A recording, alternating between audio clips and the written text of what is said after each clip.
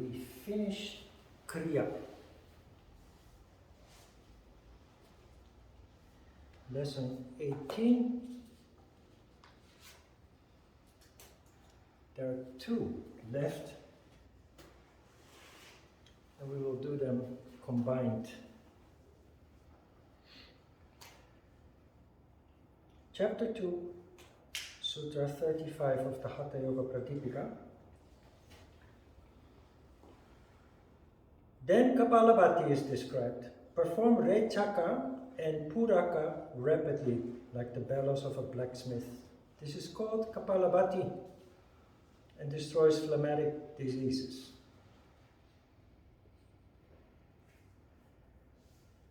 Kapalabhati is often confused for a pranayama exercise, and it is one of the pranayama exercises.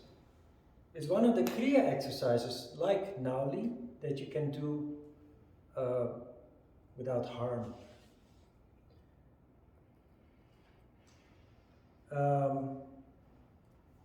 Of course, it's not a breathing exercise, as many people believe Kapalabhati to be. It is the start of pranayama. Puraka and Rechaka are the inflow and the outflow stage of the pranayama exercise.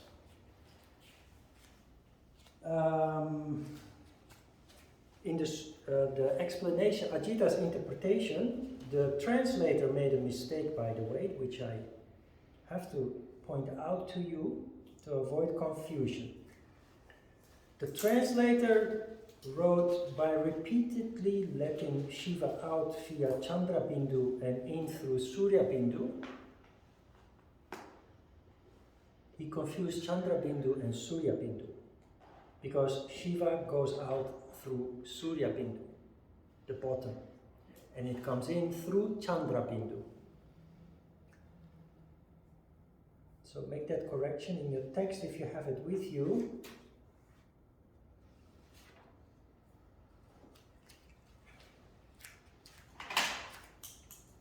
We are done with the previous 5 Kriyas.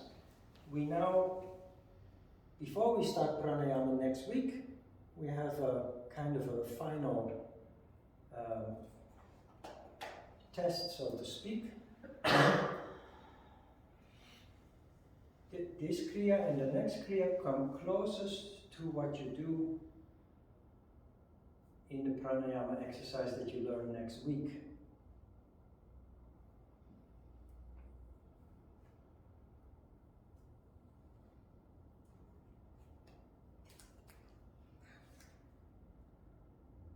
You start with Shiva out,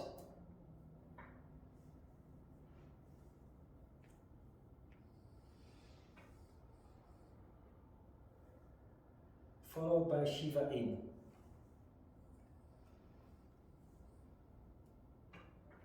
And you repeat that. That's the whole exercise. So, if you need some visualization, it's pulling out the bandage that you swallowed in Dauti, followed by sucking up water, which was the first step in Vashti. Are you sure? Doesn't Shiva energy go that way? Yeah, it should. Thank you. Yes, thank you.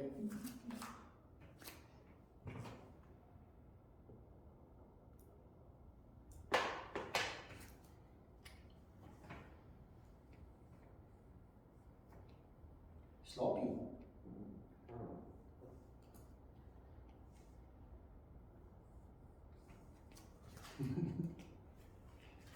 First, energy out, like the second step of Vashti, where you expel water.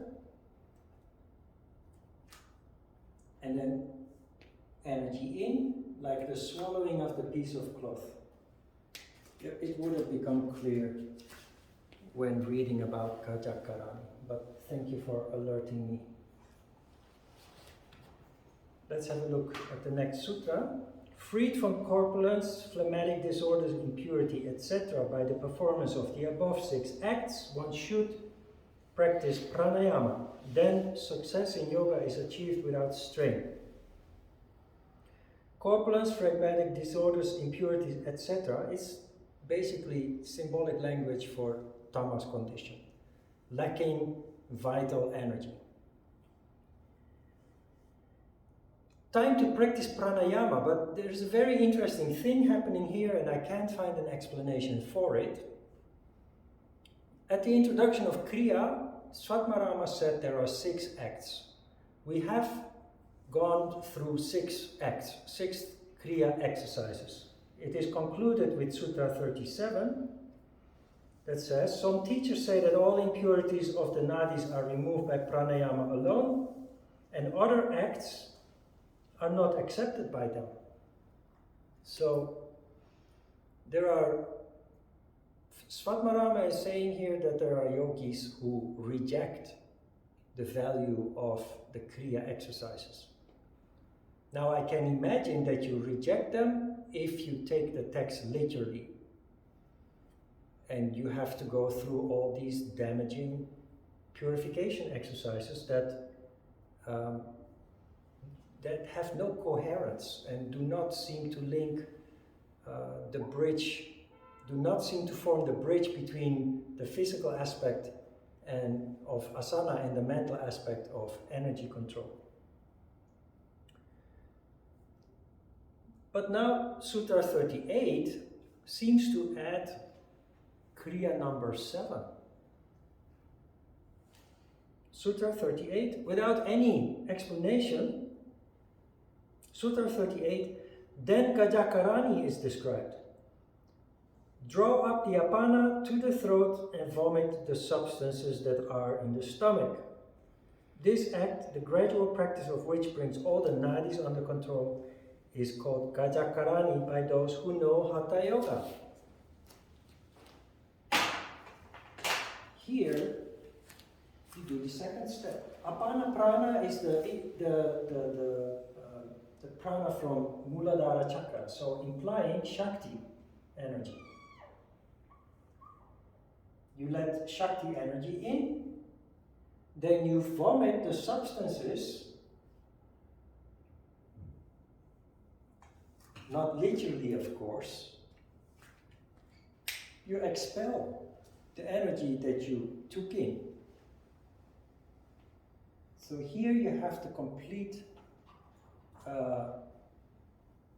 energy control exists always out of a combination of these, inflow, outflow. And each typical combination determines the effect that it has on you. So with the exercises that we learn, I will explain what the typical effect is. For each, it's very distinct and very systematic build-up also.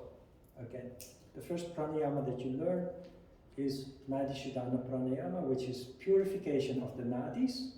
We will perform that 13 times, and then you learn 4 other pranayamas that each have a very distinctive purpose, either increasing Shakti energy or increasing Shiva energy or dousing the fire in Manipura chakra, etc. They are all very distinct. Next week I will also explain why it is impossible for the pranayama exercises as they are described to perform them as breathing exercise. Just common sense, logic shows that it is impossible to do as a breathing exercise. So what we have now is Kapalabhati,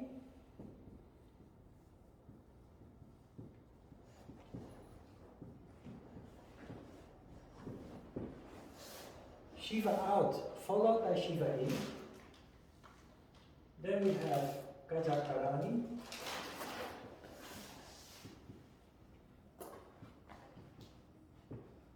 And the rest of the time we concentrate on nada.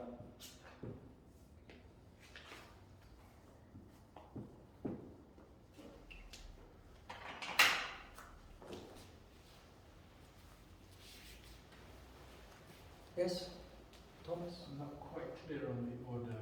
So Shiva out first, Shiva in. Yeah. I will write it down. Then I will write it down. Shiva out, followed by Shiva in.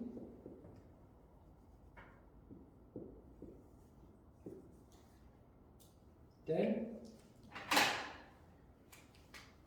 Shakti in.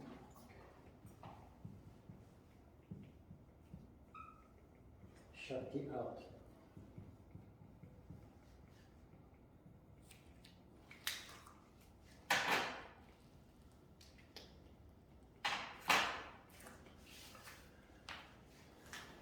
So this is after all the other Kriyas? Yes. Coming to a conclusion. Shiva out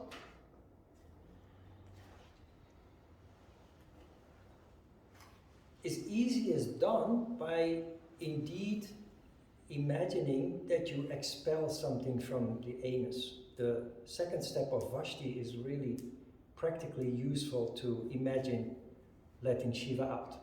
I still use it in that way. Shiva in is a matter of listening to nada. Raise your chin a little bit and just imagine that you're drinking light milk. It's easier than you think. Then Shakti. Shakti in, tilt the pelvis a little bit. Stretch up. You feel your belly, your tummy tucking in a little bit when you stretch up like that. You tilt the pelvis, stretch up a little bit. And imagine energy rising up. It's easier than thinking that you suck up water. Relatively easy also. To let Shakti out is a little bit more difficult. I always do that by leaning up just a little bit forward. I extend my spine or visualize the extension of my spine with energy coming out through the extension of the spine, upward, like that.